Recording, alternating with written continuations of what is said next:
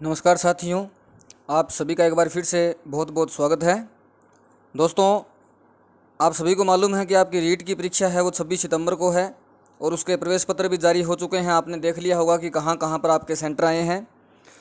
और इसके दोस्तों साथ ही जो फीमेल कैंडिडेट के सेंटर आए हैं उनको, जैसा कि मैंने आपको पिछली वीडियो में बताया भी था कि फीमेल कैंडिडेट को और दिव्यांग को प्रायोरिटी दी जाएगी, उनको नज़दीक से नज़दीक सेंटर दिया जाएगा और वैसा ही हुआ है। महिलाओं को, जितने भी महिलाओं ने ये फॉर्म अप्लाई किया था उनको नज़दीक सेंटर मिला है, तहसील में या उनके गृह जिले में, बस दो ही जगह है, तहसील या गृह जिला। इसके अलावा जो मेल कैंडिडेट हैं उनको थोड़ा जो दूसरा संभाग उन्होंने भरा था उसके रिगार्डिंग मतलब थोड़ा थोड़ा दूर दूर सेंटर है। ये प्रायोरिटी मैंने आपको पिछली वीडियो में बताया था और वैसा ही गवर्नमेंट ने किया है। ये कदम जो था गवर्नमेंट का सराहनीय कदम है। और इसके अलावा दोस्तों, प्रवेश पत्र जो आपके जारी हुए हैं उसमें कुछ भाई बंधुओं के अभी मैसेज आने शुरू हुए हैं कि सर हमने प्रवेश पत्र डाउनलोड कर लिया लेकिन हमारा प्रवेश पत्र में नाम गलत आ रहा है।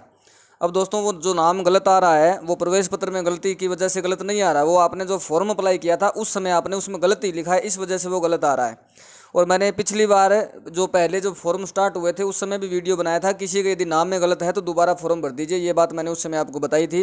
लेकिन जिसने वीडियो देखा है उसने तो संशोधन कर लिया होगा, लेकिन जिसने नहीं देखा है उसका अब जब प्रवेश पत्र सामने आया है तब उसने ध्यान दिया कि मेरा यहाँ पर नाम गलत है। तो दोस्तों, अब आपको थोड़ा सा अफसोस हो रहा होगा कि हमारा प्रवेश पत्र में नाम गलत है, अब क्या होगा। किसी के माता का नाम में थोड़ी सी स्पेलिंग मिस्टेक है, किसी के पिता के नाम की स्पेलिंग में मिस्टेक है। तो जो मिस्टेक है वो डिपार्टमेंट की तरफ से नहीं है, ये मिस्टेक आपने जिस समय फॉर्म अप्लाई किया था उस समय आपके द्वारा की गई गलती ही प्रवेश पत्र में आई है। तो आपको उस समय थोड़ा सा ये गलती का ध्यान देना चाहिए था। लेकिन दोस्तों, अब इसका क्या किया जाए, सवाल ये उठता है कि अब इसका क्या किया जाए, अब हम क्या करेंगे, क्या हमें परीक्षा में बैठने दिया जाएगा। दोस्तों, चिंता करने की आवश्यकता नहीं है, पूरा वीडियो देखिए, पूरी बात समझ में आएगी। कहीं पर भी यदि स्किप करते हो तो परीक्षा से थोड़ा सा वंचित रह सकते हो, थोड़ा सा ध्यान से सुनिएगा। टेलीग्राम चैनल का लिंक दिया हुआ, टेलीग्राम ग्रुप का, वहाँ से जरूर जुड़िएगा, लिंक वीडियो को डिस्क्रिप्शन में है। वहाँ पर टाइम टू टाइम अपडेट आपको मिलती रहती है। इसके अलावा चैनल यदि अभी तक सब्सक्राइब नहीं किया, सब्सक्राइब कर लीजिएगा। अब बात करते हैं कि प्रवेश पत्र में यदि जो सब्जेक्ट, दोस्तों की कोई भाई बंधु ये बोल रहा है कि सर सब्जेक्ट मुझे साइंस लेना था और मैंने सोशल स्टडी ले लिया तो उसका कुछ हो सकता। तो दोस्तों, उसका तो मेरे पास इलाज नहीं है। अभी जो आपने फॉर्म भरा था उस समय आपको सब्जेक्ट का ध्यान देना चाहिए था।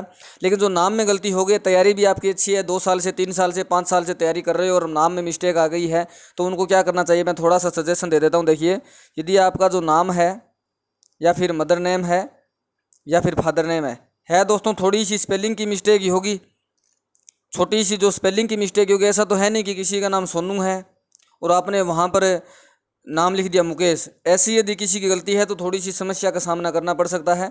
यदि यहाँ पर सोनू है और एक्स्ट्रा में आपने कुछ ए लगा दिया या कुछ एक अक्षर हट गया, ऐसी कुछ दिक्कत यदि आपके साथ हो गई है पिता के नाम में, माता के नाम में, जो चिंता आपको सताई जा रही है, उसका मैं थोड़ा सा इलाज आपको बता देता हूँ कि आप एक काम करिएगा।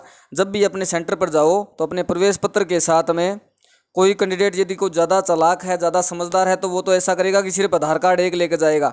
दोस्तों, एक आधार कार्ड मत लेकर जाइएगा। यदि आपका खुद का नाम गलत है तो एक आधार कार्ड ही मत लेकर जाइएगा। इसके अलावा 2 आईडी और साथ में ले लीजिएगा। जैसे एक तो 10वीं की मार्कशीट हो गई, 10वीं की जिसका भी नाम गलत है, चाहे पिता का नाम गलत हो, चाहे माता का नाम गलत हो, या फिर आपकी डीओ भी गलत हो, वो भाई बंधु 10वीं की मार्कशीट जरूर साथ में लेकर जाइएगा। डीओबी और खुद का यदि नाम थोड़ी सी मिस्टेक है तो 10वीं की मार्कशीट इसलिए ज़रूरी है दोस्तों, क्योंकि यदि आपके खुद के नाम की स्पेलिंग, यदि छोटी सी स्पेलिंग मान लो कि मिस्टेक है, थोड़ी सी खुद के नाम में यदि छोटी सी मिस्टेक है, तो 10वीं की मार्कशीट के आधार पर आपके पिता का नाम, माता का नाम और डीओबी मैच की जाएगी। उसके आधार पर जो छोटी सी आपकी माइनर मिस्टेक हुई है उसको हो सकता है वहाँ पर एप्लीकेशन लिखवा कर नेग्लिगेट करके आपको परीक्षा सेंटर में बैठ दिया जाए। और यदि आप सिर्फ आधार कार्ड ही लेकर जाते हो, खुद का नाम गलत है, आधार कार्ड लेकर जाते हो तो, और आपने आधार कार्ड में कई बार क्या होता है, आधार कार्ड में डीओबी भी गलत होती है, आपका अपडेट नहीं होती है वहाँ पर।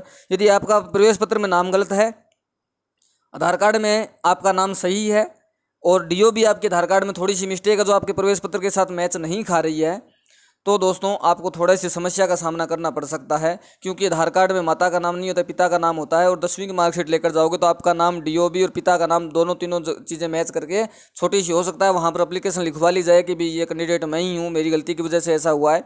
तो आप ये ज़रूर ध्यान रखिएगा कि 2 या 3 आईडी अपने साथ ले जाइएगा। 2 या 3 आईडी साथ ले जाने पर कोई ज़्यादा वजन नहीं लगेगा। आप 2-3 आईडी साथ ले जाइएगा, आराम से परीक्षा दीजिएगा, कहीं कोई दिक्कत नहीं होगी। बेफिक्र रहिए और आराम से तैयारी करते रहिए। और इसके अलावा जिस भी भाई बंधु का नाम गलत है या कोई और समस्या है, कमेंट बॉक्स में ज़रूर बताइएगा, मैं आपको ज़रूर रिप्लाई करने का प्रयास करूँगा। बहुत बहुत धन्यवाद दोस्तों, थैंक यू।